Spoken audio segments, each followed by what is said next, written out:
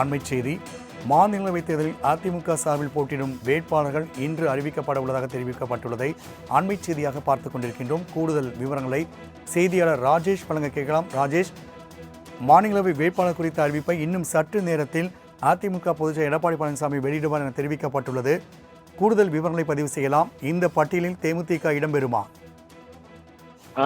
ராம்குமார், வணக்கம். ஏற்கனவே அதிமுகவை பொறுத்த வரைக்குமே 2 மாநிலங்களவை உறுப்பினருக்கான அந்த தகுதியை அவர்கள் பெற்றிருக்கிறார்கள்.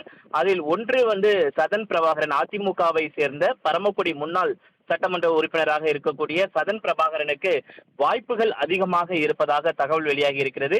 அதே நேரத்தில் தேமுதிகவும் விடாப்பிடியாக தங்களுக்கு இந்த மாநிலங்களவை உறுப்பினர் பதவியை ஒதுக்க வேண்டும் என்று அவர்கள் நேற்றைய தினம் கூட சந்தித்து அவரை எடப்பாடி பழனிசாமியை வலியுறுத்தி இருக்கிறார்கள்.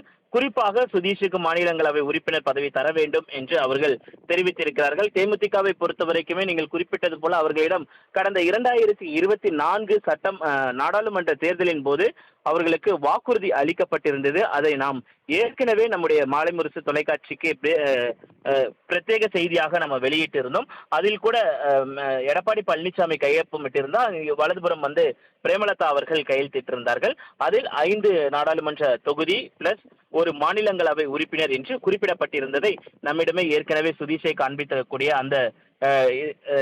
அந்த செய்தியை நாம் பதிவிட்டிருந்தோம். அந்த வகையில் பார்க்கும் பொழுது தேமுதிகவிற்கு ஒரு சீட் ஒதுக்கப்பட வேண்டும் என்றுதான் ஏற்கனவே தகவல்லாம் வெளியாயிருந்தது. இருந்த போதிலும் அதிமுகவில் இருக்கக்கூடிய முக்கிய நிர்வாகிகள் அதற்கு கடும் எதிர்ப்பை தெரிவித்திருக்கிறார்கள். ஏனென்றால் ஏற்கனவே டெல்லியில் நம்முடைய பிரதிநிதித்துவம் என்பது குறைந்திருக்கிறது. இதையும் நாம் விட்டு கொடுத்து விட்டோம் என்றால் நம்முடைய பிரதிநிதித்துவம் என்பது அங்கு இருக்காது. அதனால் அதிமுகவை சேர்ந்த ஒருவருக்குத்தான் அந்த சீட்டை நிச்சயமாக கொடுக்க வேண்டும் என்று அவர்கள் கேட்டுக்கொண்டதாக தகவல்லாம் வெளியாகி இருக்கிறது. அதே நேரத்தில் முன்னாள் அமைச்சராக இருக்கக்கூடிய ஜெயக்குமார் தனக்கு மாநிலங்களவை உறுப்பினர் பதவி வேண்டும் என்று விடாப்பிடியாக நிற்பதாக தகவல் வெளியாகி இருக்கிறது.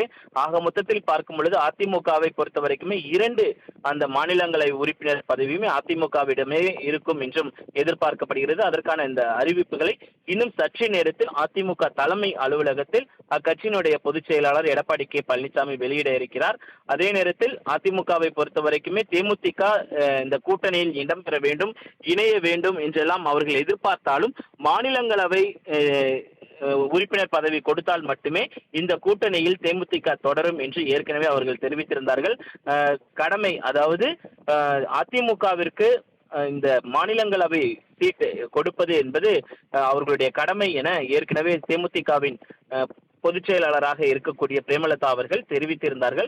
அந்த வகையில் பார்க்கும் பொழுது எடப்பாடி பழனிசாமி என்ன முடிவு எடுக்க போகிறார் என்பதை நாம் இன்னும் சற்று நேரத்தில் தெரிந்து கொள்ள இருக்கிறோம். அதற்காக அவர் அதிமுகவினுடைய தலைமை அலுவலகத்திற்கு இன்னும் சற்று நேரத்தில் வருவார். செய்தியாளர்கள் மத்தியில் இந்த அறிவிப்பை வெளியிடுவார் என எதிர்பார்க்கப்படுகிறது.